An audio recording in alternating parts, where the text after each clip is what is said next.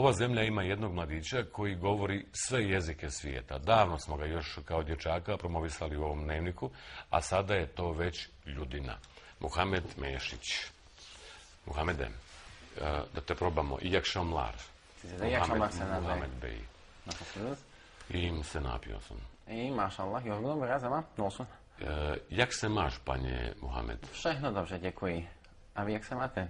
Dobře. No tak práce. Děkuji vám. How are you, my friend? Visiting Bosnia. Just come back home and trying to relax, trying to soak up the scenery a little bit. I am a little tired. Same here. Yeah. Confidentially, exactly. Понимаешь по-русски? Да, и по-русски понимаю. Только немного, ali понимаю. Koliko jezika govoriš stvarno? Sporazumijem se na 56, što je daleko gluho bilo od toga da ih govorim sve na svijetu. Na svijetu ih ima, ako je vjerovati naučnicima... Ja sam mislio na aktivne, na ove... 6912. 6912. Od toga ima nekih, a opet ako je vjerovati naučnicima, ja imam tu osobinu da vjerujem naučnicima, nestati bi ih do kraja stoljeća mogla polovina. Zašto? Zato što jednostavno jako puno jezika padaju u neku ruku kao žrtve migraciji ljudi, padaju kao žrtve bahatom odnosu ljudi prema svojoj vlastitoj kulturi, prema tradiciji. Nekako je recimo u Sibiru ima nekoliko desetina jezika koje roditelji smatraju da nije korisno da ih djeca uče, da je važnije da djeca govore ruski, jer bi sa ruskim mogli naći posao, ili koji recimo u školi ne uče se kao jezik živi, nego kao nešto što je mrtva materija. Ako se ikad pitate zašto niko ne komunicira na latinskom, ko ima latinski u školi, ono uči ga po pravilu samo radi ocjene i poslije toga doviđenja, ali poenta da jezike treba učiti kao žive materije, jezike treba čuvati kao žive materije i u Europi je manje više u neku ruku situacija dobra. U Europi nema nešto puno ugroženih jezika između recimo karaimskog, kojim u Ukrajini, u Poljskoj govori 20-ak ljudi ili kako se zove? Karaimski jezik. To je iz turske porodice jezika, sličan je tatarskom i govori jedna vrlo mala i odumirajuća grupa ljudi i meni se čini da je važno učiti jezike u neku ruku jer ne samo da je to doprinos nekom šarenijem, nekom ljepšem svijetu, nego u neku ruku i doprinos svemu ovome što je ljudska baština, ne samo da otvara vrata, nego on otvaraju nama samima neke nove perspektive i zato ih ja učim. Ti si nezahvalan gost. Uzmeš bank i sva pitanja koja sam pripremio imam u glavi, padaju mi na pamet i sve odgovoriš. Sada ćeš ovako. Dakle, vjerovali ne, između ostalog Muhamed je savjetnik, lični savjetnik makedonskog predsjednika. Njegovo ime se izgovara nije Đorđe, nego Đorge Ivanov. Da. Što znači lični savjetnik? Lični savjetnik znači da smo mi prijatelji, da ja vjerujem u to da su granice stvar prošlosti i da treba razmišljati bez granica, da vjerujem u to da su priče o podjelama, o odvajanju ljudi nešto što je glupost nekih prošlih vremena i da moja generacija, ako Bog da, moći će živjeti u jednom svijetu koji će biti oslobođen od tog virusa zvanog podjele i makedonski predsjednik je jedan intelektualac kojeg vrlo cijenim, profesor Ivanov, kojeg sam upoznao dosta davno kroz neke...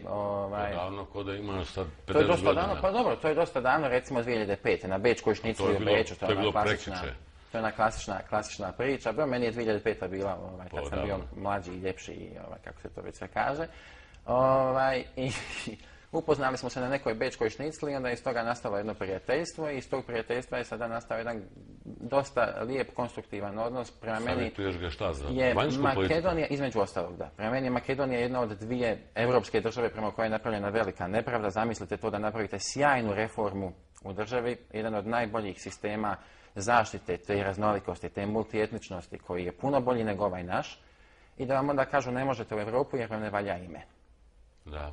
Zbog problema sa južnim susjedom koji tvrdi da ime republika... Jugoslovenska federalna republika, Makedonija, pa kako će to ići? Samo kratko, Sjeverna Makedonija, ostaće Makedonija, Grci... Makedonija je Makedonija. Ja to kao neko ko je Bosanac, ko je prijatelj te države i ko se u toj državi osjeća kao kod kuće, kažem da je Makedonija za mene Makedonija i Makedonija ima evropski put, ako Bog da i mi ćemo ga imati. To sam htio da te pitam, da mi ne ukradeš pitam, vidim kuda ideš. Tačno ideš tamo Dakle, kad sigurno lobiraš za Makedoniju, razgovaraš sa ljudima, to su lobiranje, lična veza i ti to nesumnjivo imaš. Ne zaboraviš na Bosnu u tom lobiranju? Ne, nipošto. Rekao sam, postoje dvije države u Europi prema kojima je napravljeno... Šta govoriš o Bosni, ako možemo javno?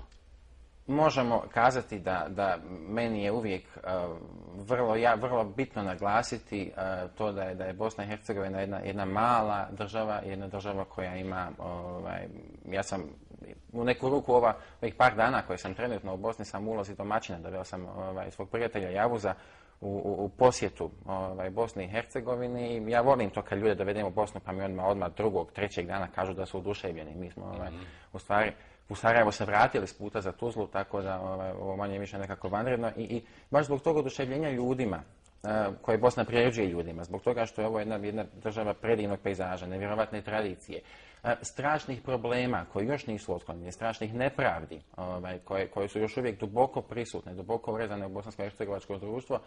Mislim da je jako bitno Bosnu i Hercegovinu na svim mogućim jezicima, pa nekima bolje, nekima lošije, izgovorenim, ali svejedno na svim mogućim mjestima reklamirati, prezentirati.